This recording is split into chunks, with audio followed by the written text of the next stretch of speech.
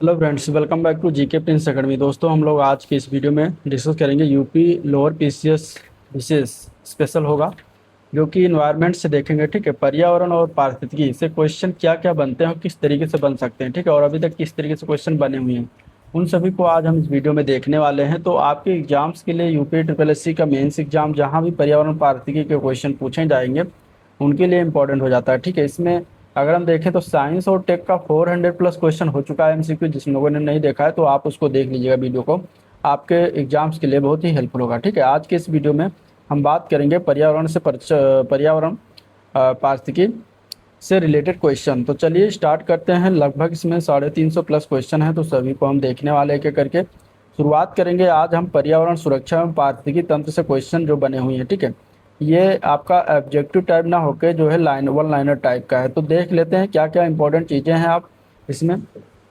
पहला पॉइंट है कि खाद्य श्रृंखला में के क्रमिक पोषी स्तरों पर रसायनों का संचय क्या कहलाता है। ठीक है, यानी कि खाद्य श्रृंखला जो बनती है उसमें जब क्रमवार जो पोषी स्तर है उसमें रसायनों का जो संचय होता जाता है उसको जो है क्या कहा जाता है उस तरीके से। तो उसको कहते हैं जैव आवर्धन, यानी कि बायो मैग्निफिकेशन, इसको इंग्लिश में कह सकते हैं। ठीक है, और इसके अलावा एक होता है जैव संचयन। संचयन की अगर बात करेंगे तो ये क्या होता है, तो जैव संचयन या फिर बायो एक्यूमुलेशन, तो ये क्या होता है, एक ही जीव के अंदर जो है रासायनिक तत्व संचयित होते हैं तो उनको कहा जाता है जैव संचयन। ठीक है, लेकिन जब यही एक ही जीव ना होकर एक खाद्य श्रृंखला के रूप में जो है संचयित होने लगते हैं और नीचे से लेकर ऊपर अपर स्तर तक जो है क्रम अनुसार पोषी स्तर में बढ़ने लगता है, तो वहाँ पे हो जाता है जैव आवर्धन। तो आंसर एक का जो है जैव आवर्धन याद रखिएगा।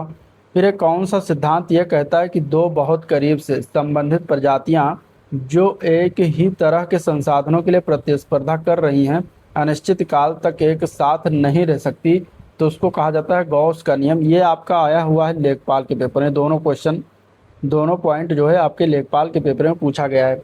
तो आपको जैव आवर्धन, जैव संचयन, ठीक है, फोर्टिफिकेशन और बायो रेमेडिएशन, ये सभी आपको तैयार रखना है। इसमें नियम जो है, नियम का बेसिक चीज़ें जरूर पता होनी चाहिए, जिससे इस तरीके से पूछ लिया गया है और पूछा जा सकता है। भारत में किस विधान के अंतर्गत तटीय विनियमन क्षेत्र अधिसूचित किया गया है, तो पर्यावरण संरक्षण जो अधिनियम 1986 उसके तहत क्या है, तटीय विनियमन क्षेत्र को अधिसूचित किया गया है। चलिए नेक्स्ट पॉइंट है, पारिस्थितिकी में पहचाने गए जैव विविधता की क्षति के लिए जिम्मेदार एविल क्वार्टेट में आवासीय क्षति, अतिदोहन, विदेशी प्रजातियों का आक्रमण और निम्नलिखित क्या शामिल है, तो उसमें सह विलुप्तता प्रक्रियाएं सम्मिलित होती हैं, तो ए पॉइंट हो जाएगा। अगला पॉइंट है कि स्टोन प्रजाति शब्द किसने गढ़ा था, तो ये महोदय थे रॉबर्ट टी पेन, जिन्होंने की स्टोन शब्द कहा था। और ये भी आपके लेखपाल के क्वेश्चन में बना हुआ क्वेश्चन है, मतलब लेखपाल के पेपर में बना हुआ क्वेश्चन है। एक अंतर्राष्ट्रीय आंदोलन जिसका उद्देश्य पर्यावरण की समस्या से संबद्ध होकर विश्व को बचाना है, कौन सा है, तो वो ग्रीन पीस है। पानी, मृदा, हवा, कवक से में से कौन सा अजैविक नहीं है, जैविक और अजैविक जरूर ध्यान रखिएगा। यहाँ पे अजैविक कौन सा नहीं होगा, तो कवक जो है अजैविक नहीं होता। बाकी इसमें पानी, मृदा, हवा, ये सभी क्या है, अजैविक तत्व हैं। पारितंत्र के दो मूल घटक कौन कौन सा है, तो एक होता है जीवीय, एक होता है अजीवीय। ठीक है, सर्वप्रथम पारिस्थितिक तंत्र का शब्द का उपयोग किसने किया, तो एजी टांसले महोदय के द्वारा किया गया था। अगला पॉइंट है, पृथ्वी के पारिस्थितिक तंत्र पर मानवीय मांग का माप क्या होता है, तो उसको मापा जाता है पारिस्थितिक पद चिन्ह के द्वारा। कौन सा जीव पारिस्थितिक तंत्र में अपघटक के रूप में कार्य करता है, तो अपघटक के रूप में बैक्टीरिया और कवक काम करते हैं। आंसर यहाँ पे हो जाएगा। अगला पॉइंट है, जल चक्र के पीछे मुख्य प्रेरक शक्ति कौन सी है, तो सौर विकिरण होता है। ठीक है, घास के मैदान पारिस्थितिक तंत्र में पारिस्थितिक पिरामिड किस प्रकार का है, तो सीधा पिरामिड होता है घास के मैदान में, ये याद रखिएगा। अगला पॉइंट है, कौन सा कानून पर्यावरण सुरक्षा से संबंधित नहीं होता, तो बंदरगाह कानून संशोधन अधिनियम 1997 जो है ये आपका पर्यावरण सुरक्षा से संबंधित नहीं है। ये क्वेश्चन पूछा गया है, ठीक है, एग्जाम में, इसलिए इसमें इसी तरीके पूछा गया कौन सा उसमें से पर्यावरण सुरक्षा से रिलेटेड नहीं था, तो उसमें ये बंदरगाह कानून संशोधन अधिनियम 1997 पर्यावरण से रिलेटेड नहीं होता। चलिए, पर्यावरण संरक्षण, सुधार तथा वनों तथा वन्य जीवों की सुरक्षा को एक निर्देश के रूप में भारत के संविधान में कब जोड़ा गया, तो ये 1976 में जोड़ा गया। पारिस्थितिकी तंत्र में कौन सा कथन सही है, तो कथन इसमें से जो सही है वो है गैर जीव निम्नीकरणीय पदार्थ पारिस्थितिक तंत्र के विभिन्न सदस्यों को हानि पहुंचाते हैं। तो ये कथन जो है जो दिया गया है ये सही है। निम्नलिखित में से पारिस्थितिक तंत्र से संबंधित कथन सही बताना। तो वायुमंडल के उच्च स्तरों पर ओजोन ऑक्सीजन अणु पर क्रिया करने वाले यूवी विकिरण एक उत्पाद है, तो बिल्कुल सही है। वायुमंडल में ओजोन की मात्रा 1980 में तीव्रता से घटने लगी, तो ये भी सही है। तो इस प्रकार ये क्वेश्चन बना होगा, उसमें कथन 3 या 4 क्वेश्चन दिए रहे होंगे जिसमें से पूछा गया था कि कौन सा कथन सही है, तो उसमें ये 2 कथन सही था। ठीक है, तो इस प्रकार ये यहाँ पे दिया गया है पॉइंट वार। चलिए, भाई विश्व पर्यावरण दिवस कब मनाया जाता है? तो हर वर्ष 5 जून को मनाते हैं। संयुक्त राज्य पर्यावरण संरक्षण अभिकरण की स्थापना कब की गई? तो दिसंबर 1970 में किया गया। अभी क्वेश्चन पूछा गया है पर्यावरण के संदर्भ में CER किसे संदर्भित करता है? CER मतलब सर्टिफाइड इमिशन रिडक्शन, इसका फुल फॉर्म है। ठीक है, अगला पॉइंट है भारत में संयुक्त राष्ट्र पर्यावरण कार्यक्रम का कार्यालय कहाँ पर स्थित है? तो नई दिल्ली में स्थित है। भारत ने कब क्योटो प्रोटोकॉल पर अपना समर्थन दिया था? तो अगस्त 2002 में समर्थन दिया था। चलिए नेक्स्ट पॉइंट यहाँ पे देखते हैं। तो 1998 में अनुमोदित कौन सा कन्वेंशन पीड़कनाशियों तथा खतरनाक रसायनों के वैश्विक व्यापार में साझा जवाबदेही और सहयोग को प्रोत्साहित करके पर्यावरण एवं मानक स्वास्थ्य की सुरक्षा का प्रयास करता है? तो वो कन्वेंशन क्या है? तो रॉटरडैम कन्वेंशन है, जो कि 1998 में अनुमोदित हुआ। ठीक है, चलिए नेक्स्ट पॉइंट है जैव विविधता पर कन्वेंशन किस वैश्विक सम्मेलन का परिणाम था? तो पृथ्वी शिखर सम्मेलन 1992 जो एक वैश्विक शिखर सम्मेलन था उसका ये परिणाम था। ठीक है, पर्यावरण की सुरक्षा के संरक्षण एवं सुधार के लिए पर्यावरण संरक्षण अधिनियम किस वर्ष लागू किया गया? तो 1986 में लागू किया गया। ठीक है, चलिए रियो शिखर सम्मेलन 1992 का मुख्य लक्ष्य क्या था? तो सभी पारिस्थितिक तंत्रों में सतत विकास करना इसका मुख्य लक्ष्य है। 1992 में पृथ्वी शिखर सम्मेलन के दौरान सतत विकास के उद्देश्य से पारित एक घोषणा एजेंडा 21 में 21 क्या है? तो ये 21वीं शताब्दी को दर्शाता है। UNEP का फुल फॉर्म पूछा गया था, तो यूनाइटेड नेशंस एनवायरनमेंट प्रोग्राम इसका फुल फॉर्म है। ठीक है, 1987 में UNEP क्लोरोफ्लोरोकार्बन के उत्पादन को 1986 के स्तर पर रोकने के लिए एक समझौता करने में सफल रहा। इसका फुल फॉर्म फिर इस तरीके से पूछा गया तो क्या हो जाएगा? United Nation Environment programme.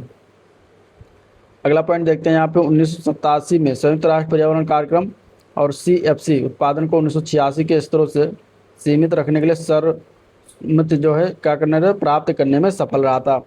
किसका संबंध वैश्विक व्याकरणीय समस्याओं को कम करने से है? तो UNCED का इससे संबंधित है। ठीक है, संयुक्त राष्ट्र पर्यावरण एवं विकास पर की गई घोषणा को मंजूरी किस वर्ष दिया गया था? तो 1992 में दिया गया था। पर्यावरण की रक्षा के लिए पहला आधिकारिक अंतर्राष्ट्रीय कदम कौन सा था? तो स्टॉकहोम सम्मेलन था, जिसको पर्यावरण की रक्षा के लिए बनाया गया था और यह पहला अंतर्राष्ट्रीय जो है कदम था। 1992 में ब्राज़ील में आयोजित हुई United Nations conference on environment and development यानी UNCED का फुल फॉर्म है। इसको अन्य किस नाम से जाना जाता है? तो इसको पृथ्वी शिखर सम्मेलन के नाम से भी जानते हैं। भारत की संसद द्वारा पर्यावरण संरक्षण अधिनियम किस वर्ष पारित किया गया था? तो ये 1986 में पारित हुआ।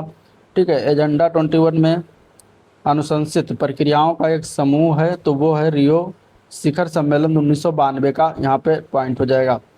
नेक्स्ट पॉइंट है एक उत्पादक के पास 5000 जूल ऊर्जा है। यदि केवल ऊर्जा का अंतरण पोषण स्तरों के बीच होता है तो द्वितीयक उपभोक्ता को कितनी ऊर्जा उपलब्ध होगी?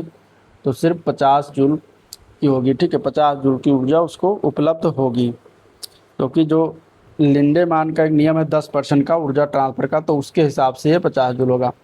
चलिए, एक तालाब की बायोलॉजी ट्रिप के दौरान विद्यार्थी ने शैवाल, मछली, जल और पत्थर का अवलोकन किया। कौन सा घटक सर्वोत्तम रूप से वर्गीकृत करता है कि शैवाल, मछली और मेंढक जीवीय हैं, जल और पत्थर अजीवीय हैं? तो इसमें यह घटक वर्गीकृत होता है, जिसमें बताया गया कि शैवाल, मछली और मेंढक क्या है? जीवीय हैं, और जल और पत्थर क्या है? अजीवीय है, अजैविक है। ठीक है, बेलांचली वन किस प्रकार के पारितंत्र से संबंधित है? तो बेलांचली वन जो है ये आर्द्र भूमि पारितंत्र से संबंधित है। ठीक है, किस पारिस्थितिकी तंत्र में तापमान बहुत कम और हिमीभूत मृदा पाई जाती है? तो वो कौन सा तंत्र है? तो टुंड्रा पारिस्थितिकी तंत्र होता है। किसी पारिस्थितिकी तंत्र में अपना भोजन स्वयं उत्पादित करने वाले जीवों का वर्णन करने के लिए किस शब्द का प्रयोग किया जाता है, तो उसको कहा जाता है उत्पादक। ठीक है, जो अपना भोजन स्वयं बनाते हैं उनको उत्पादक कहा जाएगा। अधिकांश पारिस्थितिक तंत्र के लिए ऊर्जा का प्राथमिक स्रोत क्या होता है, तो सूर्य का प्रकाश होता है। ठीक है, यहीं से एनर्जी लेकर जो अपना भोजन बनाते हैं। क्या पारिस्थितिक तंत्र का अजैविक घटक नहीं है, इनमें से क्या पारिस्थितिक तंत्र का अजैविक घटक नहीं होगा, तो वो घास जो है उसमें ऑप्शन में दिया था, तो घास अजैविक घटक नहीं होगा। मधुमक्खी शहद बनाती है था, मधुमक्खी क्या है, तो एक प्राथमिक उपभोक्ता हो जाएगी। ठीक है, आहार जाल के भीतर ऊर्जा ट्रांसफर का एक पैटर्न होता है, किस प्रकार होता है, तो एक दिशीय होता है, एक दिशा में ही ऊर्जा का ट्रांसफर होता है। पारितंत्र के घटकों के संबंध में कौन सा सही है, तो उसमें सही था खनिज, और खनिज क्या था, अजैविक घटक। यानी जैविक और अजैविक घटक से रिलेटेड क्वेश्चन पूछा गया था, तो उसमें खनिज जो था, खनिज क्या होता है, अजैविक घटक होता है, तो ये सही है। खाद्य श्रृंखला में पोषी स्तर के बारे में कौन सा कथन सही है, स्वपोषी या उत्पादक। प्रथम पोषी स्तर के पर होते हैं, तो बिल्कुल सही है, यही आंसर हो जाएगा। कौन सी सवाना पारिस्थितिक तंत्र में पाई जाने वाली मुख्य प्रजाति है, तो सवाना पारिस्थितिक तंत्र में इनमें से हाथी जो है कहाँ पाया जाता है, सवाना पारिस्थितिक तंत्र में पाई जाती है।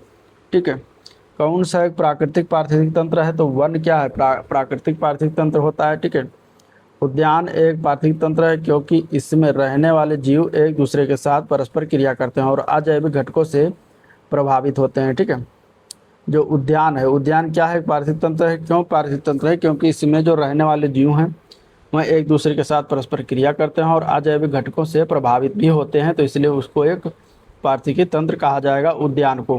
कौन सी श्रेणी उपभोक्ताओं का वर्ग नहीं इनमें से, तो उसमें उपभोक्ता के अंतर्गत का क्या नहीं आएगा, तो उत्पादक नहीं आएगा, क्योंकि उत्पादक क्या होता है, उत्पादन करने वाला, वो उपभोग नहीं करता, तो उत्पादक हो जाएगा जो उपभोक्ता के वर्ग के अंतर्गत नहीं आता।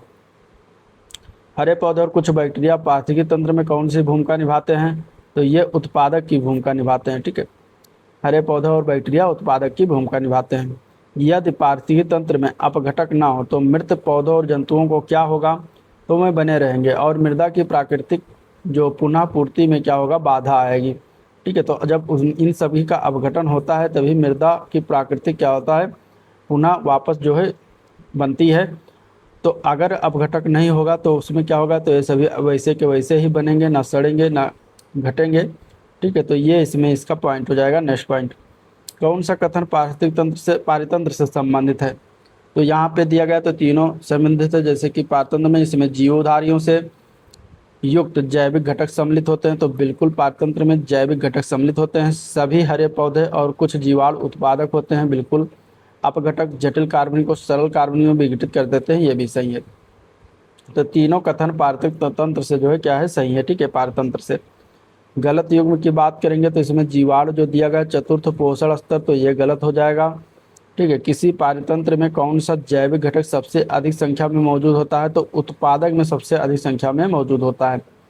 जलीय पारितंत्र में हरे पौधे द्वारा सौर ऊर्जा का कितना प्रतिशत जो है ग्रहण किया जाता है, तो सौर ऊर्जा का सिर्फ और सिर्फ 1% ग्रहण किया जाता है स्थलीय पारितंत्र में हरे पौधे के द्वारा। एक पारिस्थितिक तंत्र की खाद्य श्रृंखला और उससे होने वाले ऊर्जा प्रवाह से इसमें से गलत कथन क्या है, तो गलत कथन है जीव का पोषी स्तर जितना निम्न होता है इसमें उतनी ही कम ऊर्जा होती है, ये गलत है। पारिस्थितिक तंत्र में विभिन्न पोषी तत्वों के माध्यम से ऊर्जा प्रवाह प्रत्येक उच्च स्तर पोषी स्तर के साथ कम हो जाता है। ठीक है, कौन सा एक कृत्रिम पारिस्थितिक तंत्र है जो मानव निर्मित है, तो मानव निर्मित पारिस्थितिक तंत्र की बात जब करेंगे तो जो फसली खेत होता है, धान का खेत होता है, वो क्या होता है, मानव निर्मित पारिस्थितिक तंत्र होता है, कृत्रिम पारिस्थितिक तंत्र होता है। पर्यावरण के विभिन्न घटकों के बीच ऊर्जा के प्रवाह के संबंध में निम्नलिखित में से कौन सा कथन गलत है, तो हरे पौधे पत्तियों पर पड़ने वाली सौर ऊर्जा में लगभग 10% को अवशोषित करते हैं, जो कि गलत है, क्योंकि सौर ऊर्जा में से लगभग 1% ही अवशोषित करते हैं, इसलिए गलत है। कौन सा पारिस्थितिक तंत्र एक अजैविक घटक है, इसमें से मृदा क्या हो जाएगा, अजैविक घटक के अंतर्गत आता है। ठीक है, स्वपोषी अपने भोजन का संग्रहण किस रूप में करते हैं, तो स्टार्च के रूप में करते हैं।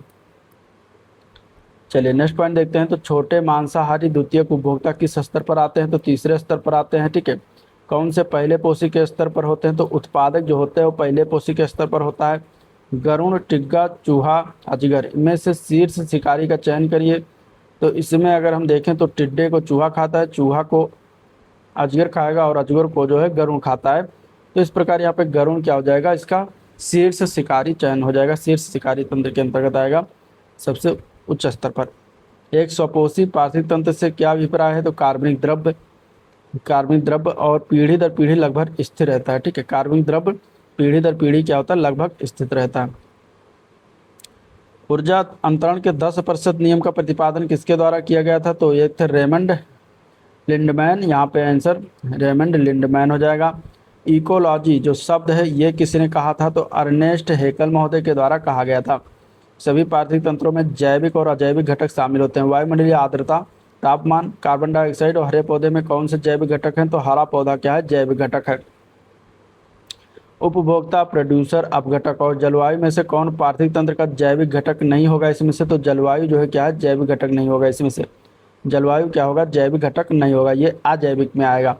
उत्पादक, कंज्यूमर्स, विघटक और मांस भक्षी में कौन सा प्रकृति के क्लीनर्स हैं, तो इसमें से क्लीनर्स की बात करेंगे तो सिर्फ और सिर्फ विघटक होता है, यहाँ पे विघटक आंसर हो जाएगा। चूहा, चींटी, भालू, ठीक है, ये और सांप में से कौन सा सर्वाहारी नहीं, इसमें पूछा गया था इसी तरीके से निम्नलिखित में से कौन सा सर्वाहारी नहीं है, तो इसमें सांप जो होगा वो क्या है, सर्वाहारी नहीं होता। पार्थिव तंत्र की संकल्पना को किसने परिभाषित किया था, तो आर्थर टॉन्सले के द्वारा परिभाषित किया गया था, तो ये नाम याद रखिएगा। साधारण पदार्थों में स्वयं भोजन बनाने वाले जीवों को क्या कहा जाता है, तो इनको स्वपोषी कहते हैं, तो स्वपोषी राइट आंसर हो जाएगा। ठीक है, भोजन नाइट्रोजन फास्फोरस मिश्रित यौगिक तत्वों से पार्थिव तंत्र की संपन्नता को क्या कहते हैं, तो यूट्रोफिकेशन, याद रखिएगा, यूट्रोफिकेशन इंपॉर्टेंट है। ठीक है, इसमें क्या है कि नाइट्रोजन फास्फोरस से मिश्रित यौगिक तत्व हैं और इनसे बना हुआ जो पार्थिव तंत्र है उसमें संपन्नता होती है, इसमें ज़्यादा होता है, तो इसको यूट्रोफिकेशन कहा जाएगा। और सुपोषण किसके कारण होता है, सुपोषण इसी नाइट्रेट और फास्फेट के कारण सुपोषण, जब इनकी मात्रा ज़्यादा हो जाती है तो उसको सुपोषण की स्थिति कहते हैं। जो पशु पौधों और पशुओं दोनों खाते हैं उनको सर्वाहारी कहा जाएगा। वो संकीर्ण क्षेत्र जहाँ भूमि, जल, वायु तीनों मिलते हैं उसे क्या कहा जाता है, तो उसको जैव मंडल की संज्ञा दी जाती है। उस प्रकार के पोषण का नाम बताएं जिसमें जीव अपना पोषण मृत और विघटनशील पदार्थों में विलयन के रूप में प्राप्त करते हैं, तो वो हो जाएगा मृत जीवी पोषण। ठीक है, हरे पौधे और कुछ जीवाणु अपने भोजन का निर्माण स्वयं करते हैं, वह कौन सी पोषण क्रिया अपनाते हैं, तो स्वपोषी पोषण क्रिया अपनाते हैं। खाद्य श्रृंखला के तीसरे उस पोषी स्तर में किसे शामिल किया गया है, तो द्वितीयक उपभोक्ता को शामिल किया गया है। तीसरे पोषी स्तर में कौन कौन आता है, तो द्वितीयक उपभोक्ता आते हैं। ठीक है, खाद्य श्रृंखला क्या है, तो खाद्य श्रृंखला उत्पादक शाकाहारी और मांसाहारी से बनती है। प्राथमिक उपभोक्ता कौन होता है, तो शाकाहारी होता है। खाद्य श्रृंखला में प्राथमिक उपभोक्ता और माध्यमिक उपभोक्ता के बीच अंतर क्या होता है, तो प्राथमिक उपभोक्ता केवल पौधे खाते हैं और माध्यमिक उपभोक्ता प्राथमिक उपभोक्ताओं को खाते हैं। तो ये दोनों में बेसिकली जो है क्या होता है, अंतर होता है। इकोटोन का अर्थ क्या है, तो इकोटोन वह है जहाँ दो बायोम एक साथ ही मिलते हैं। ठीक है, तो उनको कहा जाएगा इकोटोन, उनको क्या कहा जाएगा, इकोटोन कहा जाएगा। एक्वेरियम में मछलियाँ जलीय पौधों को रखा जाता है, तो यह क्या है, तो यह एक मनुष्य के द्वारा निर्मित पार्थिव तंत्र है। ठीक है, और इसके अलावा धान का खेत हो गया पार्थिव तंत्र जो कि मनुष्य के द्वारा ही निर्मित है। पशुओं की प्रजातियां ज़्यादातर किसके कारण लुप्त प्राय हो रही हैं, तो उनके आवास विखंडन के कारण लुप्त प्राय हो रही हैं। नेक्स्ट पॉइंट है जीवों और पर्यावरण के बीच की अन्योन्य क्रिया के किस वैज्ञानिक विश्लेषण को और अध्ययन को क्या कहते हैं, तो उसको पारिस्थितिकी कहा जाता है। ठीक है, पारिस्थितिकी कहा जाता है, तो ये याद रखिएगा। वनस्पति और जीव का उल्लेख है तो उसमें पौधे और जानवरों को कहा जाता है। ठीक है, ग्लोबल 500 पुरस्कार दिया जाता है तो पर्यावरण प्रतिरक्षा के लिए प्रदान किया जाता है।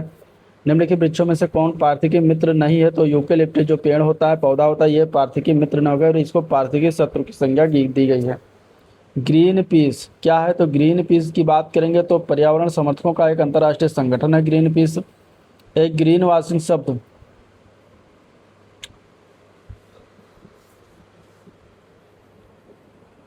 ठीक है, एक ग्रीन वाशिंग शब्द का सर्वोत्तम वर्णन क्या करता है, तो मिथ्या रूप से यह प्रभाव व्यक्त करना कि कंपनी के उत्पाद पारिस्थितिक अनुकूल और पर्यावरण के रूप से उपयुक्त हैं, तो उसको जो है क्या कहा जाएगा, ग्रीन वाशिंग कहा जाएगा। मिलेनियम इकोसिस्टम असेसमेंट पारिस्थितिकी तंत्र की सेवाओं के निम्नलिखित प्रमुख वर्गों का वर्णन करता है। इसमें क्या क्या वर्ग आते हैं, तो इसमें व्यवस्था, समर्थन और नियंत्रण आता है।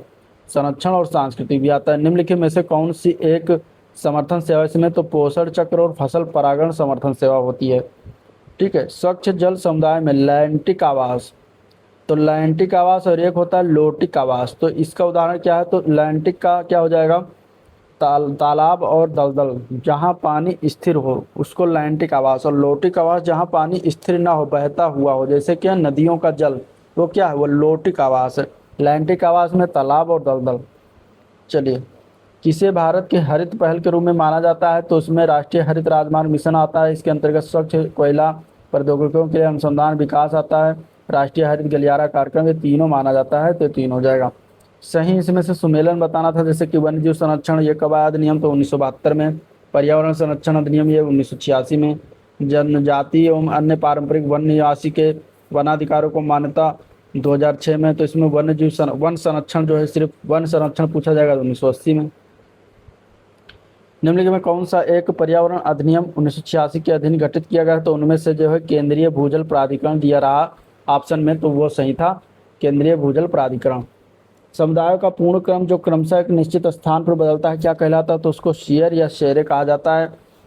नेक्स्ट पॉइंट है, कथन दिया गया है सूर्य भिताप जैवमंडलीय पारिस्थितिकी तंत्र के लिए सबसे महत्वपूर्ण ऊर्जा स्रोत है, कारण इसका है सौर विकिरण हरे पौधे द्वारा भोजन एवं रासायनिक ऊर्जा में परिवर्तन हो जाता है। ये दोनों सही है और व्याख्या भी करता है। ठीक है। 10% का नियम किससे संबंधित है, ऊर्जा का खाद्य रूप में एक पोषी स्तर से दूसरे पोषी स्तर तक पहुंचना 10% का नियम कहलाता है। मतलब 10% ऊर्जा ही ट्रांसफर होती है एक पोषी स्तर से दूसरे पोषी स्तर में। पारिस्थितिकी तंत्र में ऊर्जा का पिरामिड सदैव किस प्रकार होता है, तो सीधा होता है। कथन ए दिया गया, ऊर्जा का पिरामिड सदैव सर्वदा सीधा होता है, खड़ा होता है। और कारण जो है, जब ऊर्जा का एक पोषण स्तर से दूसरे में प्रवाह होता है तब हर पद में कुछ ऊर्जा की प्राप्ति होती है, तो दोनों सही है, व्याख्या भी करता है। ठीक है। चलिए, अगला पॉइंट है बायो मैग्निफिकेशन, इंपॉर्टेंट है ये। क्या इसका अर्थ क्या है, बायो मैग्निफिकेशन मतलब कि खाद्य श्रृंखला के अंतर्गत अजैव निम्नीकरण प्रदूषकों के संकेंद्रण में वृद्धि होना, तो उसको बायो मैग्निफिकेशन कहा जाता है। घास स्थल में वृक्ष पारिस्थितिकी अनुक्रमण के अंश के रूप में किस कारण घासों को प्रतिस्थापित नहीं करते हैं, जल की सीमा एवं आग के कारण नहीं प्रतिस्थापित करते हैं। पारिस्थितिकी अनुक्रमण के 4 महत्वपूर्ण चरण हैं। प्राथमिक अनुक्रमण के दौरान इन चरणों का सही क्रम क्या होता है, तो छीड़ता, आक्रामक, फिर प्रतिस्पर्धा, फिर प्रतिक्रिया स्थिरीकरण होता है। ठीक है। चलिए, नेक्स्ट पॉइंट देखते हैं। यहाँ पे एक क्षेत्र के प्रारोहण में समयांतर क्रमबद्ध परिवर्तन को क्या कहा जाता है, तो अनुक्रमण कहा जाता है। कौन सी एक परिघटना में उत्पादन, परिभक्षण, पोषण, रूपांतरण तथा ऊर्जा और पदार्थों का अंतर्वाह और बहिर्प्रवाह जैसे परिक्रम शामिल है, तो जैव भू रासायनिक चक्र होता है। कथन एक दिया गया, एक पोषण स्तर से दूसरे पोषण स्तर तक पहुंचने में प्रयोग योग्य ऊर्जा की मात्रा स्थिर रहती है।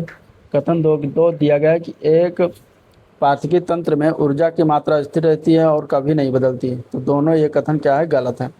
क्योंकि यहाँ पे क्या ऊर्जा की मात्रा स्थिर नहीं, जब एक स्तर से पोषण स्तर से दूसरे पोषण स्तर तक पहुँचा जाएगा ऊर्जा, तो वो सिर्फ बदल के पहुँचेगी। ठीक है। मान लीजिए यहाँ पे 100 था, तो यहाँ पे 100 10% ही ट्रांसफर होगा। ठीक है। तो यहाँ पे जाएगा कितना, 10। तो इस प्रकार क्या है, बदलती रहती है कुल मिला के, तो ये स्थिर नहीं रहती, ये भी जो है गलत हो जाएगा। अगला पॉइंट, एक पारिस्थितिकी तंत्र के लिए प्रेरक बल होता है, तो पारिस्थितिकी तंत्र जो है उसके लिए सबसे महत्वपूर्ण क्या है, सौर ऊर्जा महत्वपूर्ण है, इसके बगैर तो काम ही नहीं चलेगा। तो ये हो जाएगा। पारितंत्रों की घटती उत्पादकता के क्रम में उनका क्रम कौन सा सही है, तो इसमें मैंग्रोव आएगा, मैंग्रोव के बाद घास स्थल के बाद झील, झील के बाद महासागर आएगा। पारिस्थितिकी तंत्र में तत्वों के चक्रों को क्या कहा जाता है, तो जैव भू रसायन चक्र कहा जाता है। पदापलय, ठीक है, पादपालय एक सुविधा है, क्या है, तो ये नियंत्रित पारिस्थितियों में पौधे को उगाने के लिए पादपालय कहा जाता है। खाद्य श्रृंखला क्या है, तो एक जीव से दूसरे जीव के खाद्य का गमन होना खाद्य श्रृंखला कहलाता है। खाद्य श्रृंखला का निर्माण किस प्रकार होता है, तो घास को बकरी खाती है, बकरी को आदमी खाता है, तो इस प्रकार ये खाद्य श्रृंखला हो जाता है। पारिस्थितिकी तंत्र में उच्चतम पोषण स्तर प्राप्त है, तो किसको प्राप्त है, तो सर्वाहारी को प्राप्त है। प्रथम पोषक स्तर के अंतर्गत आते हैं तो हरित पौधे, पेड़ पौधे आते हैं। ठीक है।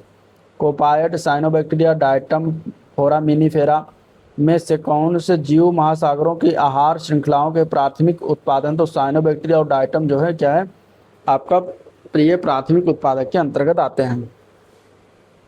जैविक और अजैविक घटकों संगठकों के मध्य बिचौलिया का कार्य कौन करता है, तो इन दोनों के बीच वियोजक जो होता है वो क्या करते हैं, बिचौलिया का कार्य करते हैं। ठीक है।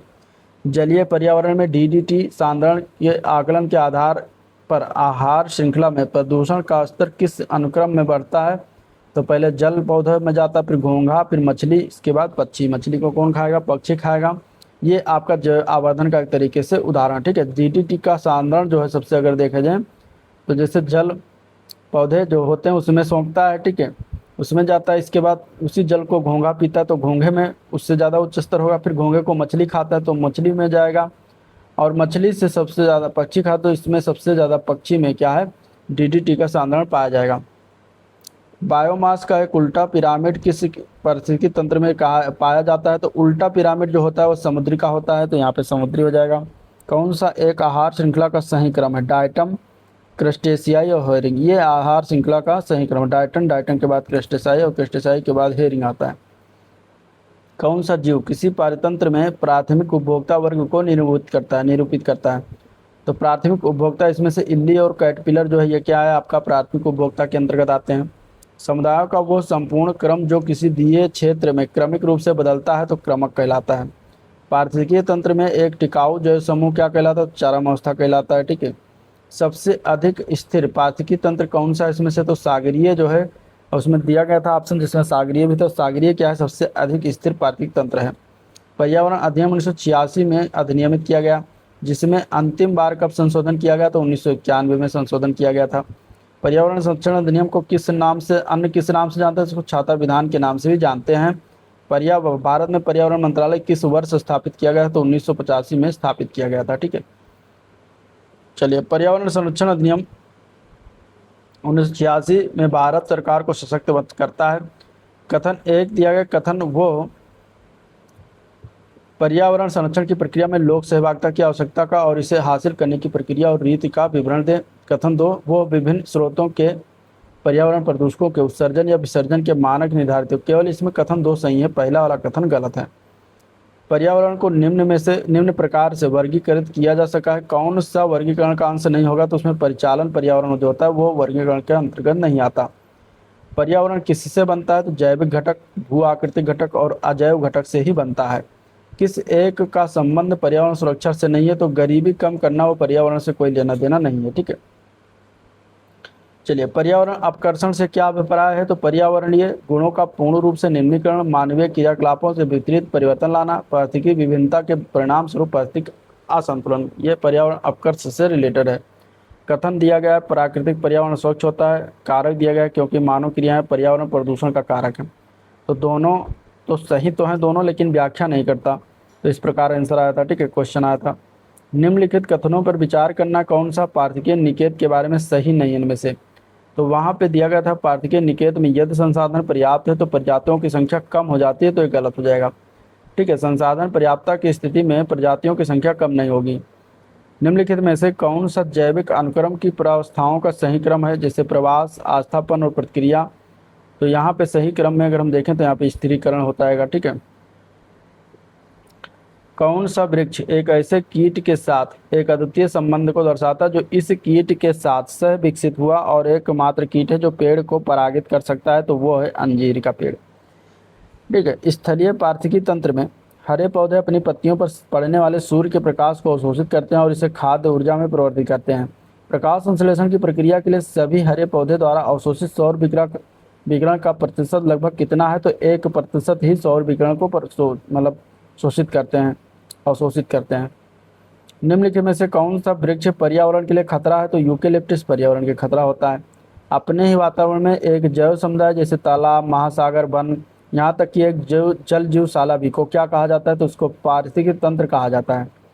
निम्न में से कौन पारिस्थितिकी तंत्र के विषय में सही नहीं है, तो ये एक बंद पारिस्थितिकी तंत्र होता है, जो कि गलत है। ठीक है। एक बंद तंत्र न होकर ओपन तंत्र के अंतर्गत आता है पारिस्थितिकी तंत्र। पारिस्थितिकी संक्रमण अवधारणा का सर्वप्रथम प्रयोग किसके द्वारा किया गया, तो बेनेट महोदय के द्वारा किया गया। ठीक है। निम्नलिखित में से किसने सर्वप्रथम गहन पारिस्थितिकी शब्द का जो है प्रयोग किया था, तो गहन पार्थिव तंत्र का सर्वप्रथम प्रयोग अर्नीस नेज ने किया था, अर्नीज नेस ने किया था। ठीक है, ये हो जाएगा। अगला पॉइंट देखते हैं। तो पार्थिवी पदछाप के माप की इकाई क्या होती है? तो उसके भूमंडलीय हेक्टेयर में मापते हैं। निम्नलिखित में से कौन एक पार्थिवी तंत्र की जैव विविधता की बढ़ोतरी के लिए उत्तरदायी नहीं? तो पोषण स्तरों की संख्या कम, पोषण स्तरों की कम संख्या जो है उत्तरदायी नहीं होता। चलिए नेक्स्ट पॉइंट देखते हैं। तो कथन दिया गया है पार्थिवी तंत्र के विविध अवयव आपस में एक दूसरे से निर्भर नहीं है। कारण है क्योंकि मानव क्रियाओं के वातावरण प्रभावित होता है। तो पार्थिव तंत्र के जो विविध अवयव हैं आपस में एक दूसरे पर निर्भर नहीं है, गलत हो जाएगा, निर्भर होते हैं।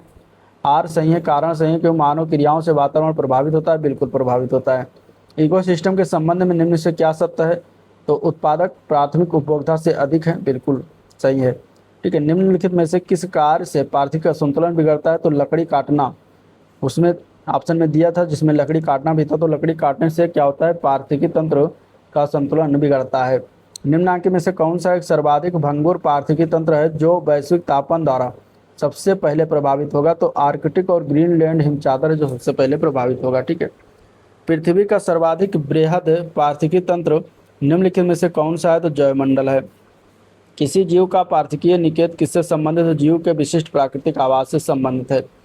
ठीक है, कौन सा पद केवल जीव द्वारा ग्रहण किए गए दिक्क स्थान का नहीं बल्कि जीवों के समुदाय में उसकी कार्यात्मक भूमिका का भी वर्णन करता है? तो पार्थिव क्रमता हो जाएगा। ठीक है, निम्नलिखित में से कौन सा एक जलीय स्थलीय पार्थिव तंत्र का उपभाग नहीं है? तो सागरीय पार्थिव तंत्र हो जाएगा। ठीक है, सही सुमेलित करें। दक्षिण पश्चिम घाट आर्द्र वन के अंतर्गत, दुराई दुआर चौड़ाई पत्ती वाले वन होते हैं। कच्छ का रण घास के प्रदेश, पूर्वी दक्कन पठार जो होता है शुष्क पर्णपाती वन के अंतर्गत आते हैं। भारत में उपयुक्त पार्थिव का संतुलन बनाए रखने के लिए वनाच्छादन है तो न्यूनतम संस्तुति भूमि क्षेत्र है तो 33% हो जाएगा। ठीक है, यद्यप भारत की मानव जनसंख्या तीव्र गति से बढ़ रही है किंतु पक्षी जनसंख्या तेजी से घट रही, क्योंकि पक्षियों के वास स्थलों में बड़े पैमाने पर कटौती हुई है। कीटनाशक, रासायनिक उर्वरक तथा मच्छरों को भगाने वाली दवाओं का बड़े पैमाने पर उपयोग हो रहा है। निम्नलिखित में से कौन सा एक पार्थिव संतुलन बनाए रखने में मदद नहीं करता? तो वनों को काटना जो है कहाँ से पार्थिव संतुलन बनाए रखेगा? निम्न में से कौन सा एक पार्थिव संतुलन बनाए रखने में मदद नहीं करता? तो वनों को काटना हो जाएगा। ठीक है, दो निकटवर्ती और भिन्न पादप समुदायों के बीच की सीमा को घेरे लेने वाले विविध प्रकार की प्राकृतिक वनस्पति के संक्रमण को क्षेत्र को किस रूप में जाना जाता है? तो उसको जानते हैं संक्रमिका के क्षेत्र रूप में। ठीक है, तो ये पॉइंट हो जाएगा। तो ये था ओवरऑल वीडियो आज जिसका हम लोगों ने देखा, डिस्कस किया। अगर पसंद आया तो लाइक करिए, चैनल को सब्सक्राइब नहीं करें सब्सक्राइब करिएगा, साथ ही साथ वीडियो को शेयर भी करिएगा। और अगले वीडियो में देखेंगे वन्य जीव संरक्षण से रिलेटेड, तो बने रहिएगा चैनल के साथ। हम मिलते हैं नेक्स्ट वीडियो में, तब तक के लिए थैंक यू।